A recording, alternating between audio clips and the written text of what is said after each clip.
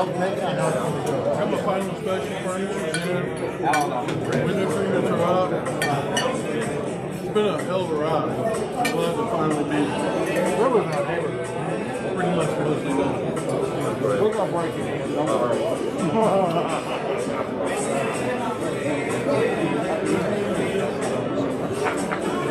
Yeah, there's not a lot to talk about that. We're going to have a retreat up there. The leadership seminar. After Jeff hooks up the AV show. Well, yeah. Whenever you're ready, bro. I'd like to get a little started. I've already got one of those. It's been a long time. One of those to play with. So they put everything in. All we got to do is Yep, speakers are up. Cat 6. Heads are on. it's all plug right in. Label.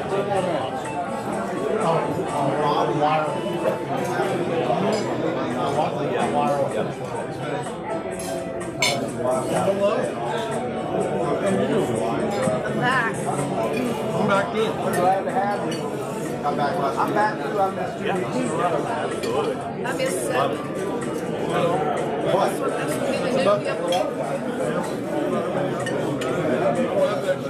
Well, I still have a whole pandemic. That's a lot.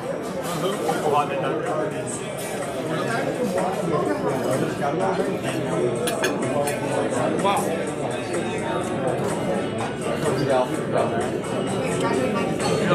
Putting in the position he's not ready to handle and fold it up and style it. Put it in administration. Something to charge of it. So to me, the definition of a book I read a long time ago called the theory is everyone rises to their level with the one time. That's my life. How about the academic standard? Yeah. I mean, do you think there are other people that are culpable? My God, yeah.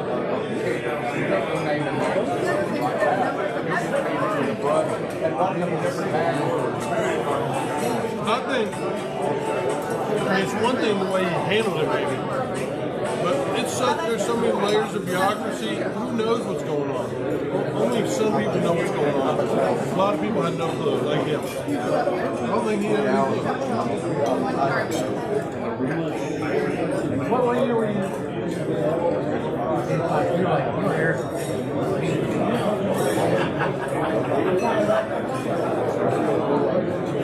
Yeah, no, I agree.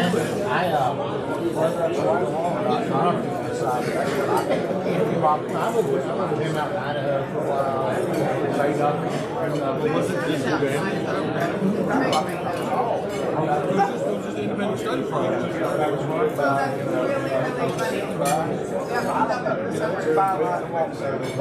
I'm sure other universities have done the same.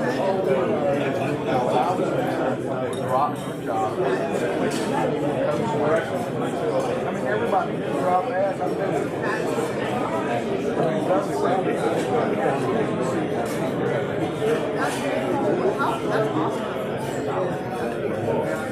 doing it. We were texting. My favorite vacation. I tell you, when I die, I want to come back to 20. It's got a good life. All he does is he boats. He lived out there. I'm running Airbnb with our house. And he just wanted to go down. Right. He's really good at changing shit. He loves it. I'm finally glad that you found something to do. I know, really.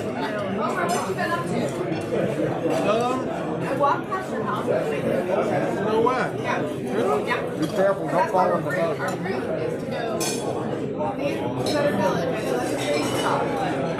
You leave the village?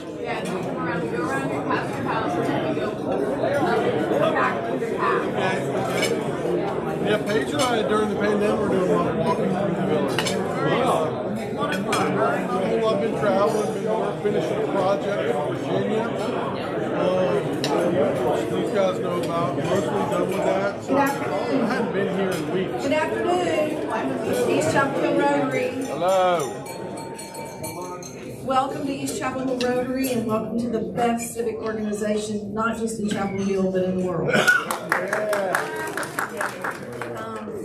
I'm going to start the basket.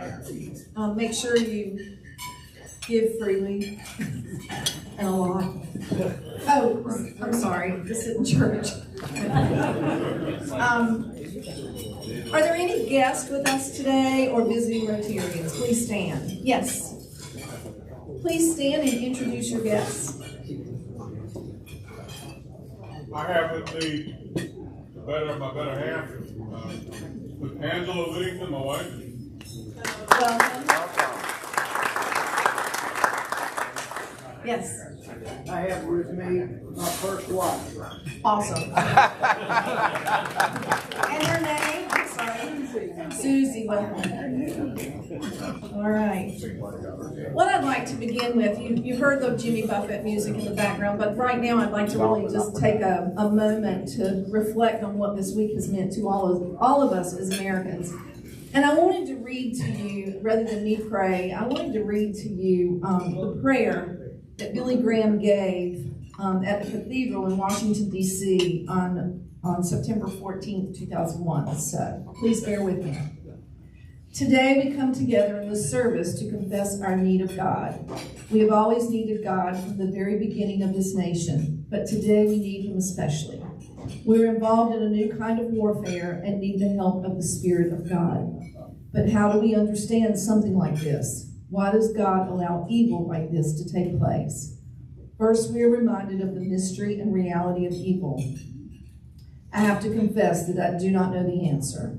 I have to accept by faith that God is sovereign and that He is a God of love and mercy and compassion in the midst of suffering. The Bible says God is not the author of evil. Here in this majestic national cathedral, we see all around us the symbol of the cross. For the Christian, the cross tells us that God understands our sin and our suffering, or He took them upon Himself in the person of Jesus Christ. From the cross, God declared His love for us. He knows our heartaches, our sorrows, and pain that we feel. The story does not end with the cross, for Easter points us beyond the tragedy of the cross to the empty tomb. It tells us that there is hope for eternal life, for Christ has conquered evil, death, and hell. This week we watched in horror as planes crashed into the steel and glass of the World Trade Center. Those majestic towers, built on solid foundations, were examples of prosperity and creativity. When damaged, those buildings plummeted to the ground, impounding in upon them. Yet underneath the debris is a foundation that was not destroyed. Yes, our nation has been attacked, buildings destroyed, lives lost. Now we have a choice, whether to implode and disintegrate emotionally and spiritually as a people and a nation, or to choose to become stronger through the struggle to rebuild on our solid foundation. The words of Billy Graham, I couldn't have said it better myself. God, thank you for this meal we are receiving and bless the hands that made it. All right, now let's lighten up. Well, I'm not really going to lighten up because I'm going to talk about one of my favorite musicians, Jimmy Buffett. Jimmy Buffett passed away on September 1st.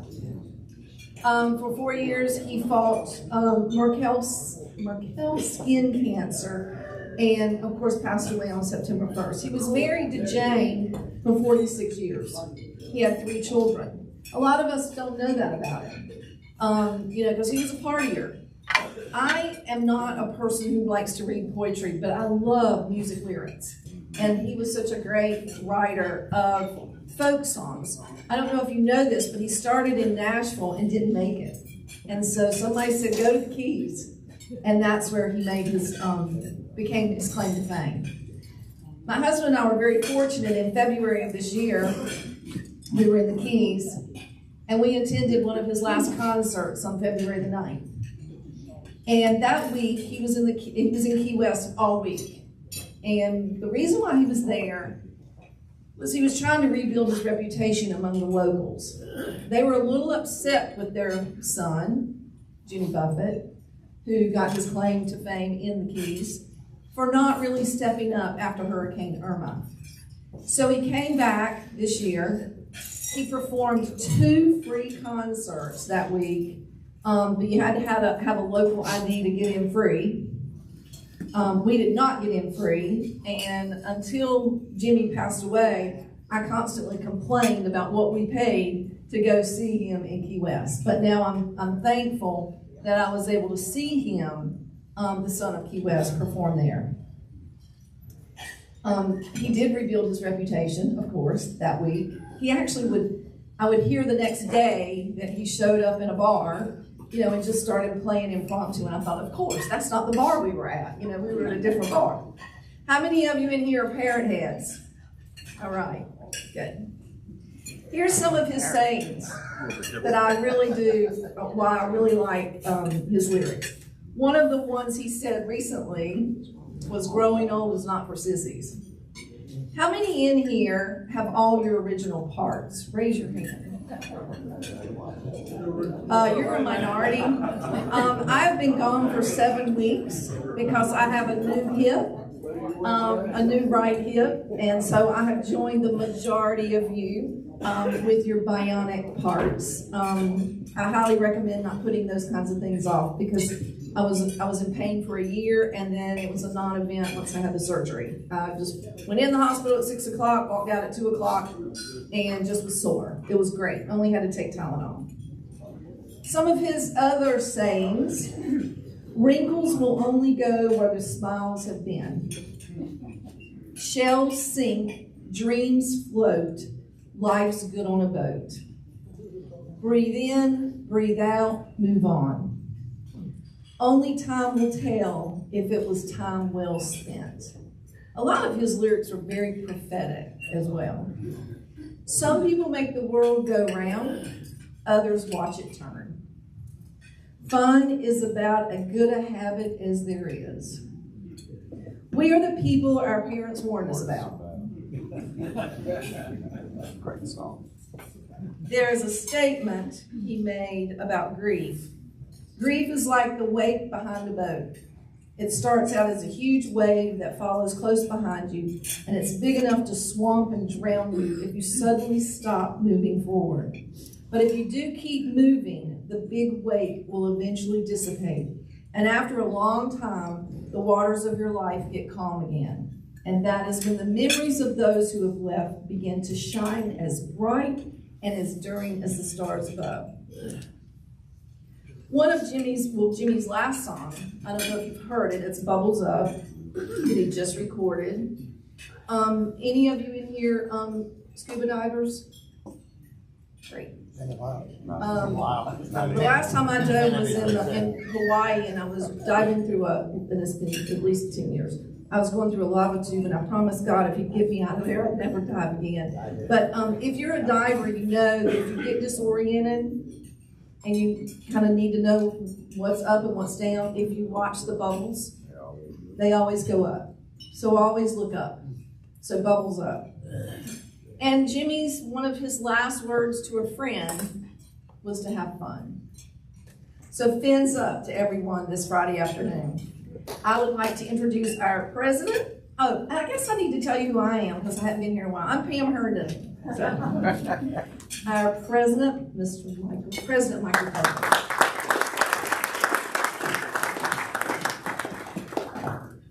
Thanks, Pam. As Jimmy once said in one of his famous songs I love, How It Looks at 40, he said, some of it's magic, some of it's tragic, but I had a good life all the while. So we'll all take that with us. I think that's a good thought for the day. Linda Sanders, I think, has a couple things on mentorship she'd like to address the club with. Please come on up, Linda. I do. Thank you. Mike. Very presidential. Oh, you are very presidential today. He should get a round of applause for that, don't you think? So two things. We have a litter pickup next Saturday. So those of you who would like to join and sign up, I'll be sending out a reminder again. Please do. We'll be at Estes Hills Elementary. We'll be meeting at 9 a.m. in the parking lot and fanning out from there across a whole range of streets. We are fortunate that we have 4 of the Interact students at East Chapel Hill High School who will be joining us. So that is terrific. The second item, I don't know if anyone has had the opportunity to read their latest Rotary magazine, but we have a member in our club who is highlighted in here under America's Solar Energy Divide, and that would be Dr. Liz Hinkie for the outstanding work that she has been doing on reading to our club. So well done, Liz. Thank you. Oh, yeah. So, Thank you, Kaiser. We also have a card that, if those of you who haven't had an opportunity to sign it yet, Brian Keeliff, you might know, took a spill a couple of weeks ago and broke his left patella, which was his left knee, and went in for surgery about a week and a half ago. And so we have a card by the badge box. So if you'd like to sign it, please do. thank you again. Rob, you've got a little information about our first pop-up in my administration, I think. Would you care to give us a little update on that, please? I will do that as soon as I can find, remind myself what day it is. Oh, here Uh, it is. Hang on. Hi, everybody. I'm Rob Maitland, and I'm the social chairman this year, and so we're going to start having some great activities. The first pop-up we're going to have is going to be at the Baxter Arcade. If you're familiar with that, it's like a bar arcade. It's full of all the classic pinball machines and video machines that you knew growing up, right? So and we're not paying anything for this. We're just showing up. We're all going to meet there, just so we do a squid, and it'll be at 5:30 on October 5th. Now, one thing that occurred to me as I was putting this together yesterday on Facebook is we have very few people who are following our East Chapel Hill Rotary Facebook page. And you could really help us out if you would just go to the page and just click follow, because yesterday I was able to do that and then send invitations out to each one of you that are friends with me on Facebook, and I just find that that's going to be a good way for us to communicate information, and that way you'll be in the loop, and it shoots it up to you and all that. So it'll take you 2 seconds, just get in there, click your name, and make sure that happens. Thank you, Rob. We got lots. Rob's got some great ideas coming up this year. We're going to have a lot of fun. Where would that be? Oh, I'm sorry. It's on Graham Street, right next to Al's Burger Shack. Their original location. Franklin, if you're going up this way, you hang a right, and it's like right across from Green Bridge. Yes. It's right there. And Big parking lot right across the right street. next to the beer study, I think they call it. That is. Yeah. A lot of people, I'm sure, know a beer study here. Yeah. So it should be fun, and again, it's just a good time to get together and get to know some other members. All right, Al Friend's going to be there, so you all should be there too. Well, Al said he's bringing this guy named Tommy with him. I don't know. It's pinball Tommy. I don't know. Something about he's a pinball wizard. I'm not sure. But anyway, who is? Any other club announcements today? I know I've been gone a couple of weeks. Rumors of my demise were greatly exaggerated. I've got trigger finger. Don't have a gun, but have trigger finger. Who knew? So I've been getting therapy on that. If we don't have anything else, I'm going to get Mr. Nick up here to introduce. I think it's going to be a great program today. Nick. Thanks, Mike. Yeah, y'all, we're in for a treat today. We have Susie Green from UNC Shuford Program in Entrepreneurship, and she's going to walk us through all that she and her team are doing on campus. So if you would, give a warm East Chapel Hill welcome to Susie Green.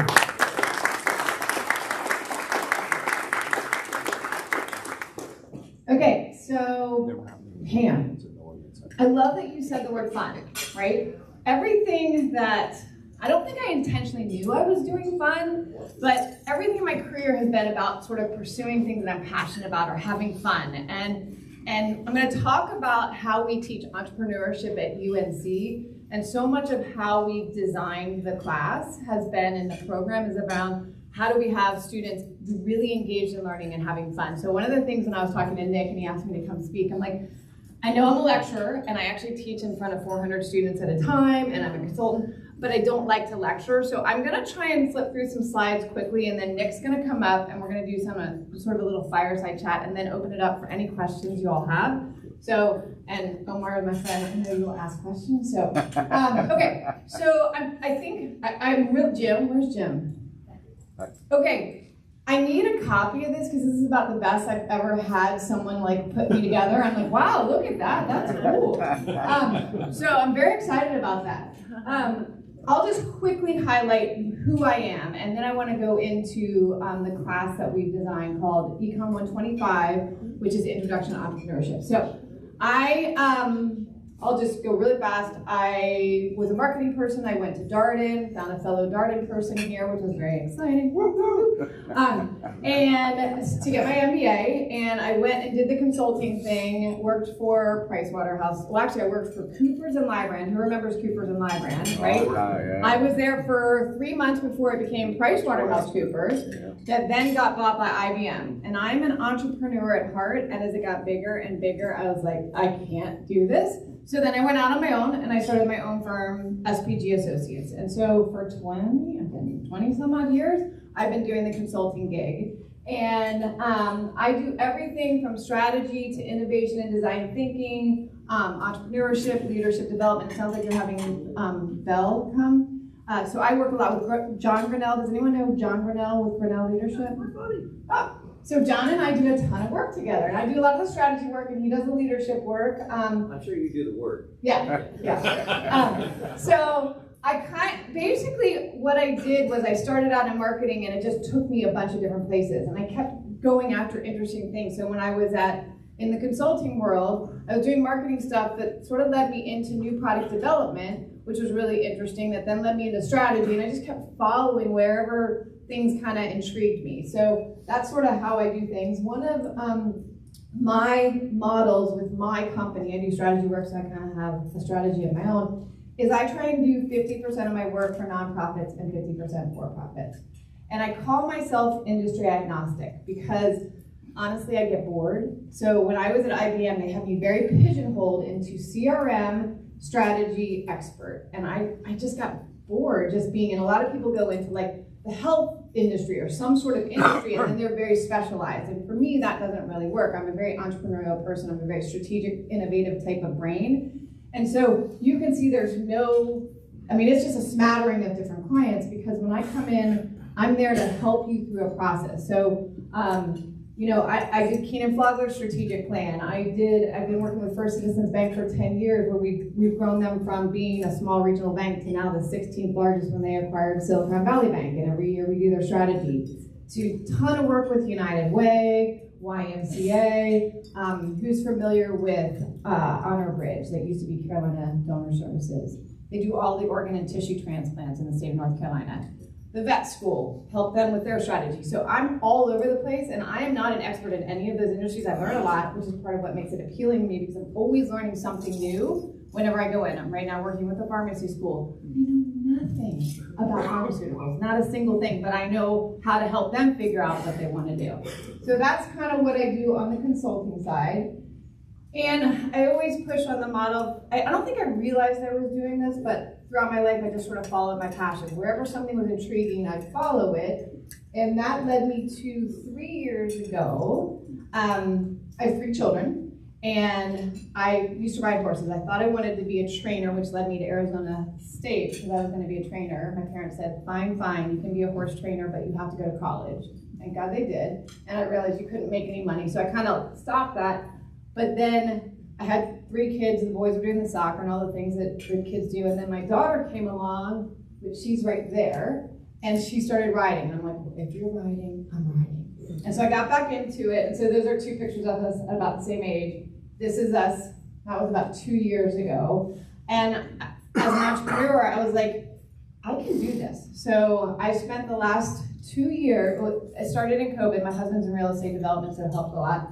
And we spent 2 years building a private boarding facility on top of Old Greensboro Road. Does anyone know where Holly Creek Lane is? Oh, yeah. So Carl Lloyd, we bought 22 acres from Carl Lloyd, and we built this this facility. So it's been open for a year. So it's a 12-stall boarding facility, and it does not even break even, but it is my it is my passion, and I love it. And we have an amazing community of people. So now I'm getting to the heart of what Nick and I talked about me discussing. So 6 years ago, I was asked to be a coach. So you guys had Holden Thorpe in here, right?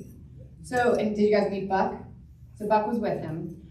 So Buck Goldstein started this program called, it was originally called the Minor in Entrepreneurship. It is intentionally housed in the econ department, not in the business school, because the philosophy is that great ideas don't necessarily come from business people. They come from people that are dentists, that are chemists, that are computer scientists. And so the minor is designed to have everybody in the university be able to have access to it. And Buck actually taught the class with Holden years ago. And so one of the really cool parts of the program is we have coaches, and we bring in entrepreneurs from around the triangle that serve as coaches. Nick Vaughn is one. He's going to tell you a little bit more about his experience. And so I was a coach, and Buck, at that point, they had introduced some topics that they weren't really familiar with, that I was familiar with, called design thinking and some other things because of my background. And then Buck said to me, would you consider co-teaching this class? And that's one of those things where you go, that's 400 students, that's a lot of work. So I said, all right, I'll do it for a semester, and then I got hooked. And so Buck ultimately phased out, and but before he did, we revamped the whole class.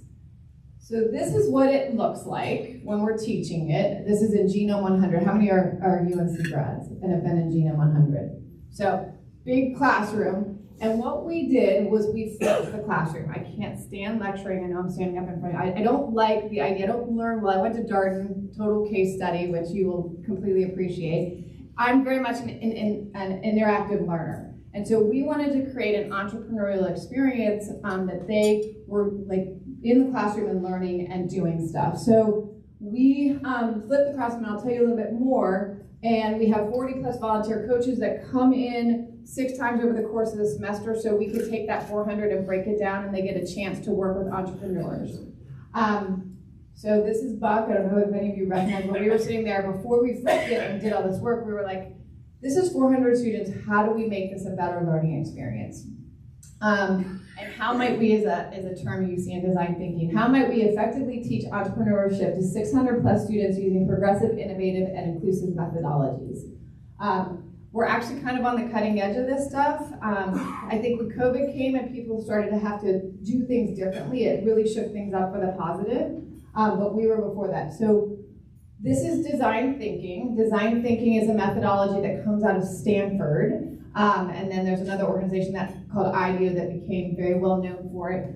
I use this a lot with clients, and so the design thinking methodology actually starts with empathizing. It's all based on grounding everything in the perspective of the user that you're trying to create a solution for. And so it's all around understanding who your user is and then going through a whole process of figuring that out, ideating on solutions, prototyping those, and quickly putting them into the market and iterating.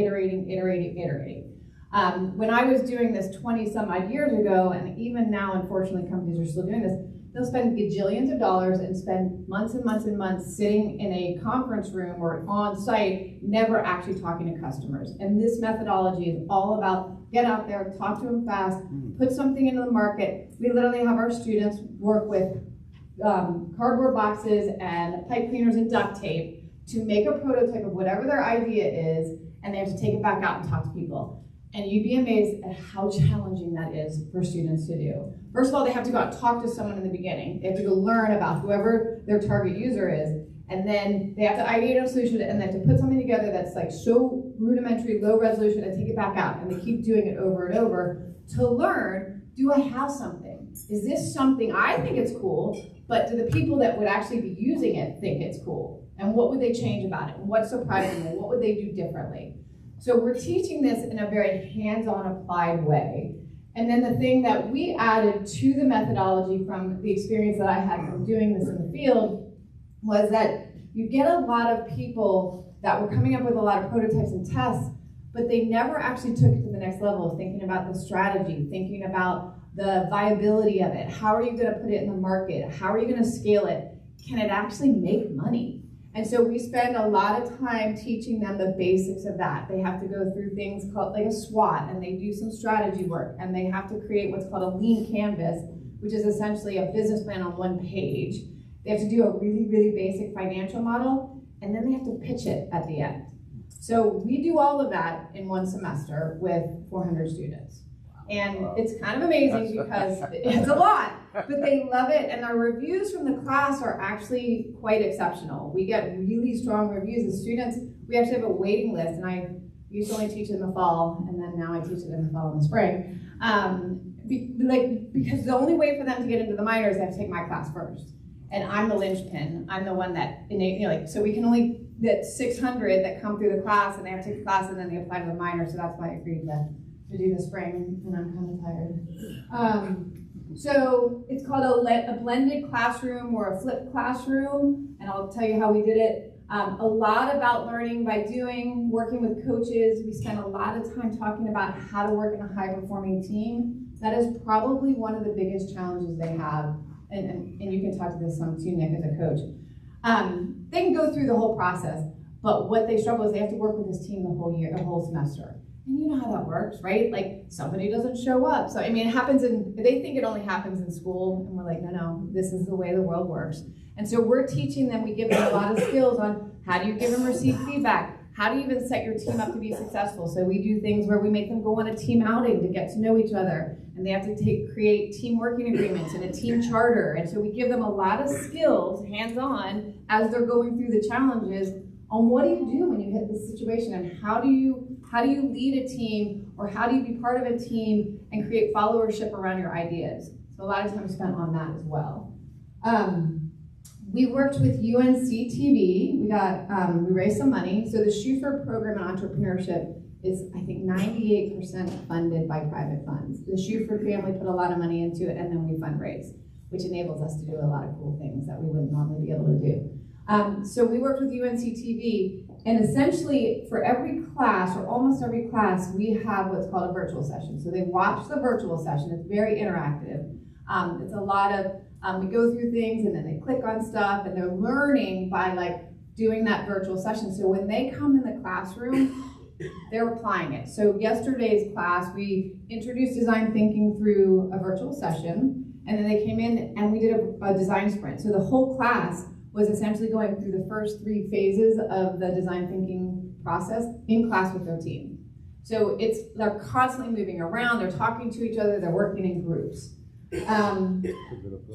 So this is like a highlight, and I pulled this together because we actually share this. I actually go and present at conferences and stuff on this because it's sort of different thinking around how to teach entrepreneurship or even teaching in higher ed. So I won't go through all this. I kind of highlighted it, but this is all the things they're doing in class. This is what it kind of looks like. So we're in class, and you saw the big thing, but almost every day they're doing something. So this is, I think they were working on empathy mapping here. I literally spread them out. I send them out in the hallways. They're everywhere. And then we bring them back in, and then they go back out, and then we bring them back in. This is them making a prototype. They actually were using marshmallows, and I think they were using dry noodles. This is them pitching. This is them also working on stuff. So it's very much, they come in and they're doing stuff all the time. We also have created what's called the coaches portal, because I have over 40 coaches that are entrepreneurs that I'm working with. And when I first started being a coach, I called it the Wild Wild West. It was literally like you showed up and they'd be like, okay, go work with them. And then the coaches would be out of alignment with what we were teaching. So we spent a lot of time creating a coaches portal, which Nick can talk to a little bit, which the coaches have access to all the virtual sessions. They have access to the assignments, and it enables them to be in alignment with us. We have a coaches huddle before each coaching session. And what I found, and I'll be curious to see what you say, what I found, we get about a 60 to 70% return rate. Coaches love it. And the reason they like it is because, one, it's lifelong learning, right? They get a chance to learn new stuff. And they're sort of being locked, they're experiencing something that's being taught in higher ed, and they're getting to work with students on it. I think they like the opportunity to network with other coaches, but then I think what really brings them back is the experience they get. And Nick can talk about his team that he worked with on Tuesday. He had 4 teams, and how much fun it is. They're just fun. They're fun to be around. They're exciting, and they have great ideas, and they just they're like sponges. I talked about teaming. I love this. It's very hard. It's probably one of the hardest things. And so we work a lot on teaming. We create diverse teams. One thing we learned when I first came in was that we would let them pick their teams, And it didn't, the teams that pick themselves, so you get a group of kids that all know each other from high school, or some, they're all in the same fraternity or on some sports team. Those ones didn't perform nearly as well as the ones we put together. So we basically said, all right, we're not doing that anymore. We do a survey in the beginning, we ask them demographics, and we mix them up as best that we can. And it makes a huge difference. And a lot of times these are freshmen and sophomore, and these become not only their friends while they're in school, but like lifelong friends come out of this experience. Sometimes not, sometimes the teams are really challenging. And so right before we do this and they get to meet their team, they do a whole virtual session about what does it mean to be a high-performing team. And we talk about Tuckman's model. We talk about all different sort of academic things. They have to read an article on why Google embraces the whole idea of diversity on teams. So they get a lot of stuff. At the midpoint, they actually have to do 360s on each other. And they come into the coaching session and they have to get together with each other and they have to talk to each other. So Omar and I would sit there and say, Omar, I like that you're my neighbor. I wish you lived closer. Now I'm joking, but we would talk about what Omar and I like that, Omar, that you come to class prepared and that you're really engaged. I wish that you would get your assignments in earlier because it really messes us up. So Omar, if you could please do that, that would make it a lot better. Yes. So they learn a lot about that, and for them, like, that's a lifelong skill that they're going to need to know how to do. And so much of what we're teaching them is what employers are looking for: how to deal with ambiguity, how to be innovative, how to be creative. One of the things that drives them nuts, and this is my last slide, is the grading. Grading, I think if I could not grade, it would be the best thing in the whole wide world. It's such a pain, but it's what motivates them. And so we tried bunches of different things around the grading, but ultimately I came down to, I could give them the answer. They have to do 10 assignments on this project. And I could give them the rubric, and if you follow the rubric, you get an A. What we do is we tell them, generally, this is what you gotta do. And we do. If they follow that and they do a decent job, they'll get a B. What we tell them is, in life, you don't go to an investor or a venture capitalist. They don't give you a rubric that tells you how to get money from them. You have to wow them. You have to impress them. Same thing with a job. If someone tells you to do a project and here's our issue and go solve it, they don't give you the rubric. They tell you to go off and be smart. And so what we tell them on grading is, go off and be smart. And we gave you a template and we gave you general guidance, but come back and impress us. That's what gets an A. It drives them absolutely bananas. They absolutely go nuts. But in the end, they get it, and they are so much better equipped to deal with that. And so it would honestly make my life so much easier to not recruit 40 coaches. It would make my life so much easier to not do grading. But I'm in this not for the money. I'm not in this. I mean, the amount of time I spent on creating those sessions with UNC City, I'd be a gajillionaire if I was paid my consulting rate. But I do this because for me, it's my give back. It's sort of how I'm able to do something that's meaningful, and I love it, and it's really fun. And I get to work with amazing coaches, and I have a team of, how many TAs? I have like 6 or 7 grad TAs and 4 or 5 undergrad TAs and a co-professor that make all of this work. So that's it. Nick, are you coming up with me? Yep. Come on up. Can you share a little about your experience and any questions you think might be helpful, and then whatever y'all want to do. Yeah, I'm certain they'd much rather hear from you than from me, Susie. It has been so much fun. Susie's right.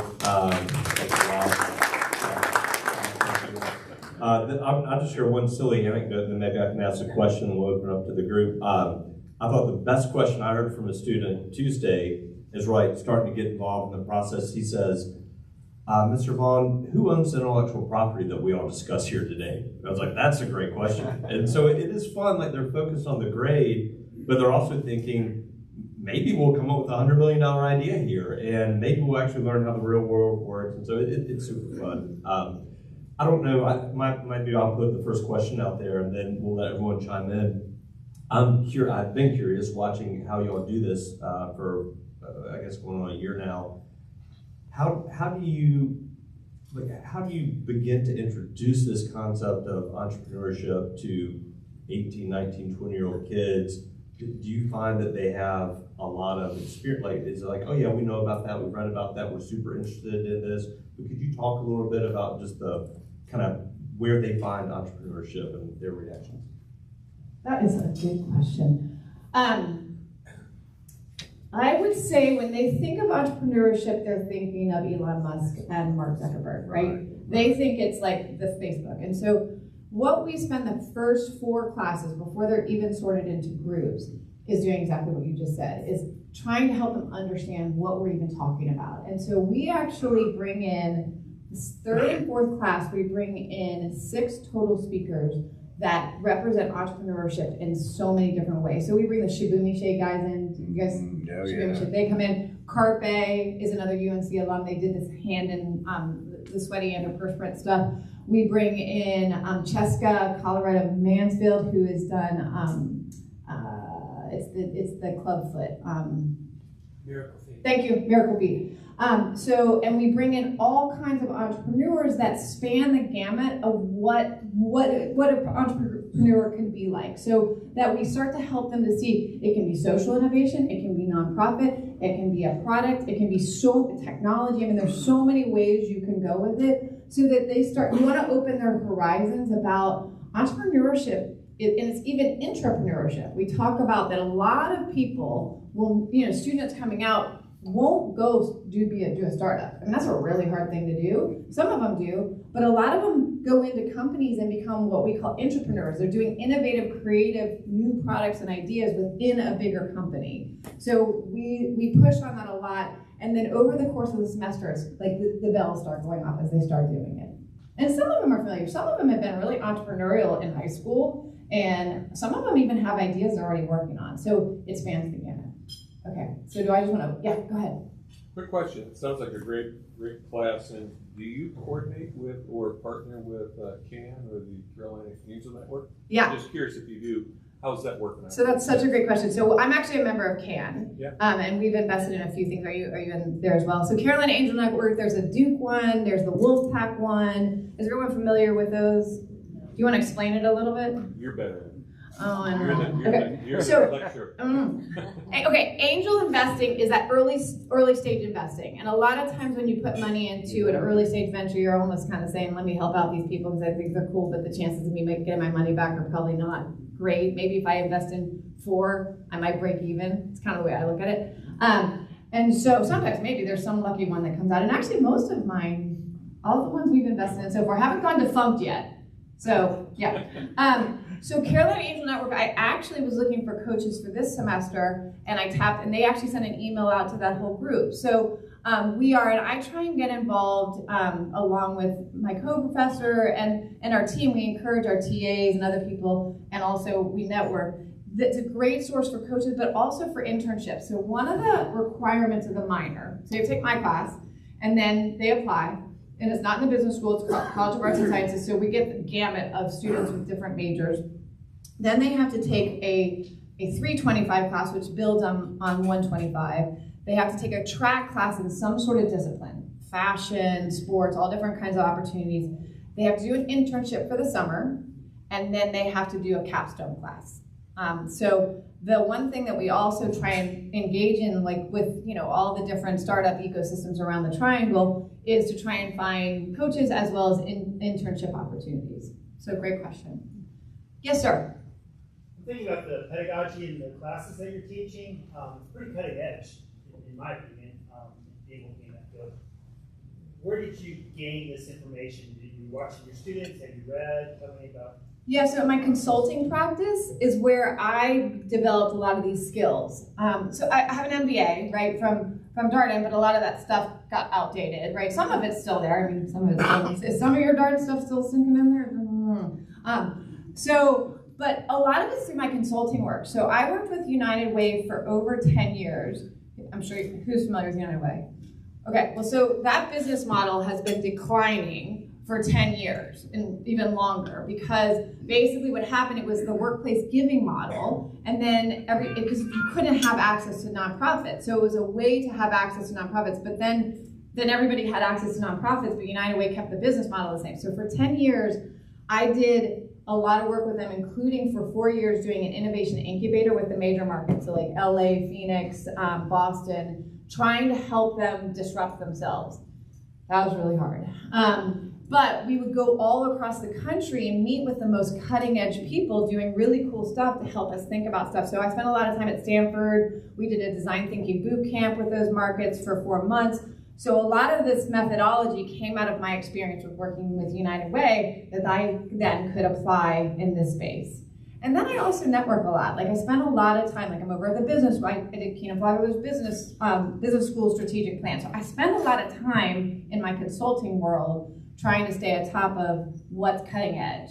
And design thinking's even losing a little bit of its allure. So I'm always trying to think about, okay, so how do I keep on thinking about keeping the material current and enable, my biggest goal is to enable them to be successful as they continue in their career and beyond. So great question. Yes, sir. I've been interested in the green team at Rotary. Okay. And what do you do when you think about climate change, how to make a transition to alternative cleaner, better sources, more secure sources of energy? Is anybody in your organization looking at anything like that? So a ton of students are so we have 75 teams and they can do anything they want to do. They can pick we call it an opportunity area. They have to find something where there's an opportunity area that needs improvement, needs innovation, right? So a lot of students are really interested in sustainability and environmental stuff. So there is a lot of stuff. I'm not an expert on that. So I wouldn't even try and say what the cutting edge. I actually am really interested in it as well. And one of the things I've explored, because I do a lot of work around leadership development and change management as well. And one of the things I found most interesting about environmentalism is that you're having to change behavior. Because a lot of the technology is out there. A lot of the stuff that we can do is out there. And a lot of the work that I did with United Way and in my nonprofit space, when you're trying to drive social change, it's possible, but you're trying to change big systemic type of things that's really, really hard to get people to change behaviors. And this is only my take. So I'm not an expert on it. I mean, I'm a fairly expert on some of the social changes, not as much environmental. And the hardest thing that United Way and other things when you're trying to deal with poverty and really hard things is you're driving systemic change.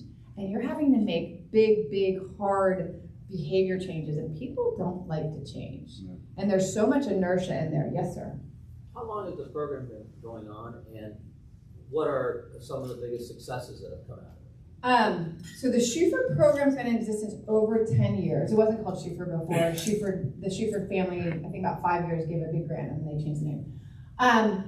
The interesting thing is, people ask us that. So within UNC, for a while, UNC was ranked number 4, I think, in teaching entrepreneurship. And they were keeping track of, Innovate Carolina was keeping track of all the cool things that were coming out. At Shuford, we don't spend a lot of time on that intentionally because our goal is not necessarily to churn out a lot of big startups. We're trying to teach students how to think. And so I can't answer the question because we don't really track it a ton. We do keep up, our alumni come back a lot and become very involved in it. We're trying to build that more. But I can't say that I actually have the big things that come out of it. Yeah. I was hosting a podcast this morning with a former president of the Academy of Pediatrics, American Academy. He made a startling statement. He said that in a recent presentation, he was presented with data that showed 67% of kids cannot identify a close friend.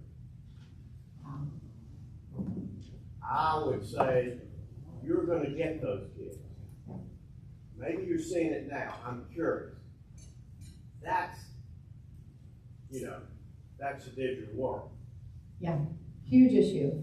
And it's interesting seeing, and Nick sees some of these too as a coach. I think that's what makes it fun for the coaches, is that you see what they're thinking about. Like what they're thinking about different than what we're thinking about.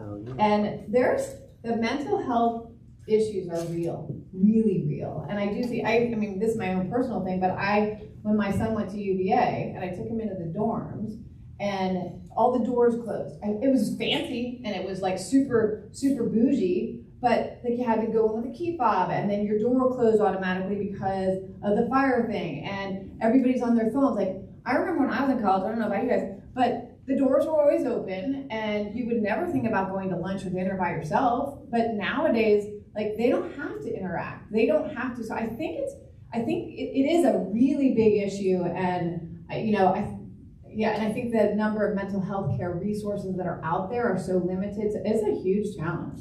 And so students are talking about that. They're trying to, of course, their eyes are focused on campus, but okay, great. So think about on campus what's going on and then how can you scale it? So yeah, yes, sir. So in that process you have, right? Yes, sir. A big part of the iterative process, iterations, or accelerated iterations, is how do you extract learning from your failure, right? Yeah. So I just coach it too. So I recognize that a lot of young people who are involved in technology struggle with failure, especially in an accelerated iterative process. How do you condition your students to deal with this notion of failure? Such a great question. And that's why we made this be an experiential class, because there's the number of students, and actually this is adults too. I have multiple clients that I'll do design sprints with, and I'll be like, okay, I won't give the name of it's a Girl Scout group in the United States. And they were trying to figure out how they could get more people to be Girl Scout troop leaders, right? Like how they get more volunteers.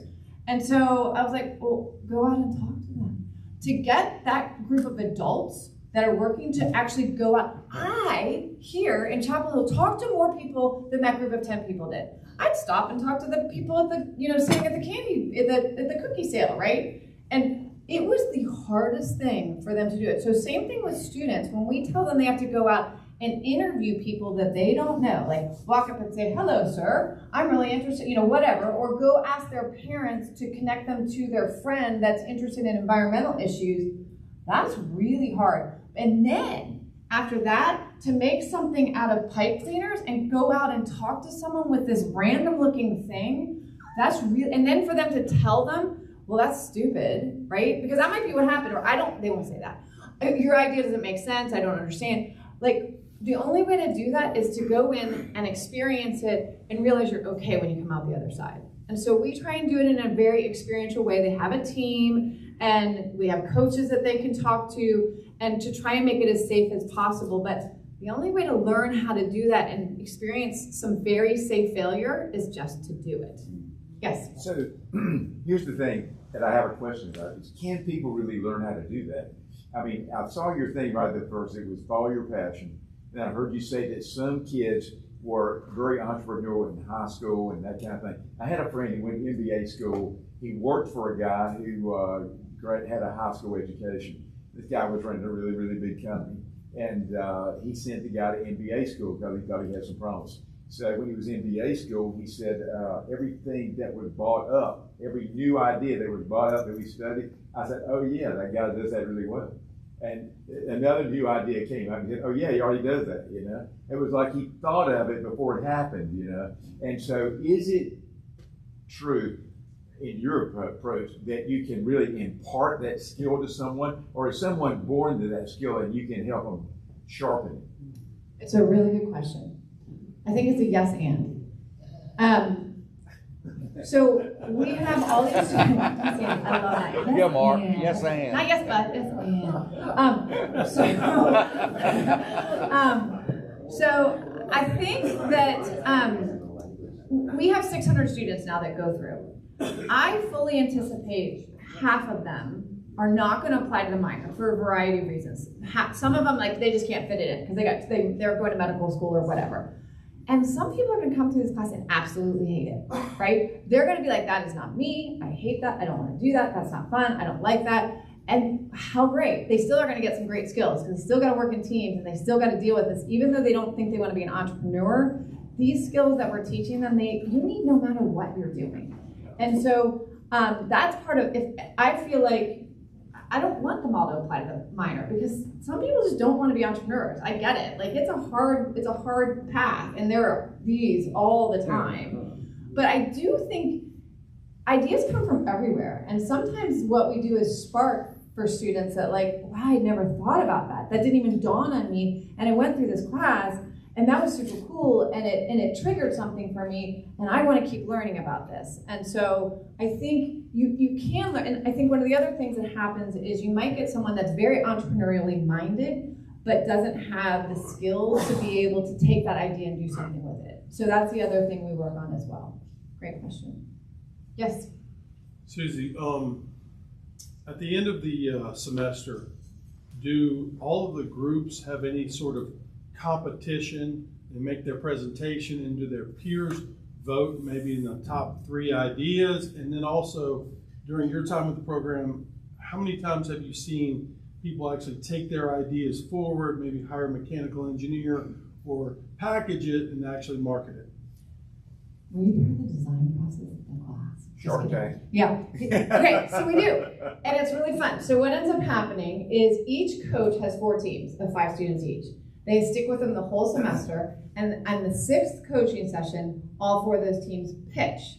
And then within Nick's group, they have a little sheet and they have to grade each other on it, and then Nick picks that up and he looks at it and then he picks the top team out of this. So there's 18 total groups. So then those top 18 groups, they have to video it, come to the professors. And then we watch the videos of those top 18 and we narrow it down to the top 4 that then pitch in front of all 400 students, and then it's the student vote. And they get basketball tickets. The team that wins gets basketball tickets.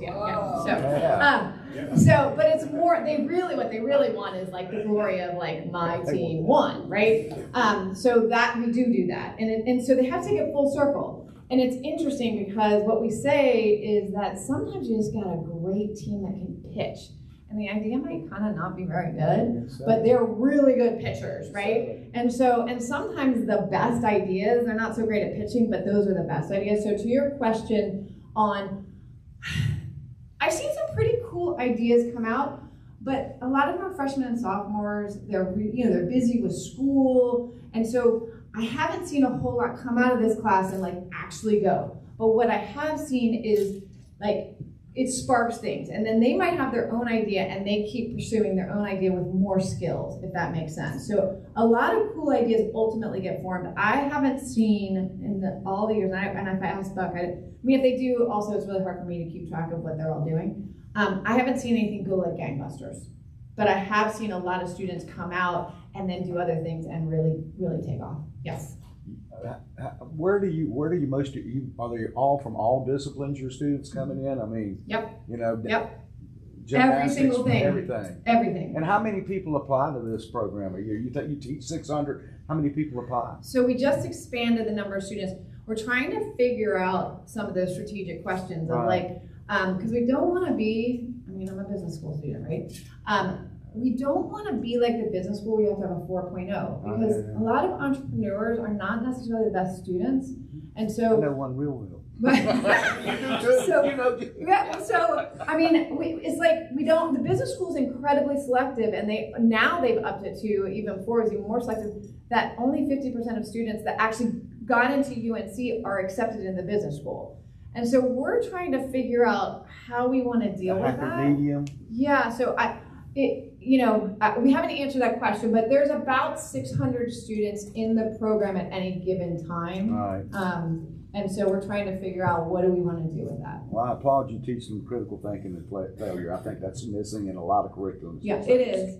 And it makes me kind of sad because as the more I've done strategic planning in higher ed, it makes me sad when I think about how higher ed, especially in research institutions, the faculty are mainly incented to do research. Mm-hmm. The teaching isn't as important, and it's a bummer. And my son who went to UVA, like when I hear him talk, like he was in really big classes. He was an engineer, and like he was saying that the teaching was meh, which is unfortunate.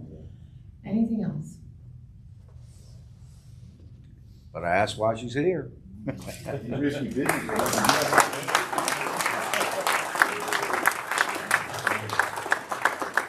Really, really good job. Folks, that's it. Everybody be sure to look for the scuttlebutt and a special email coming out to all our members next week. Big news. Be on the lookout for it. Okay? Everybody have a great weekend. It's so glad to be back at Rotary. Go Heels!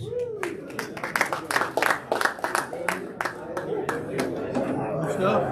Yeah, that's good.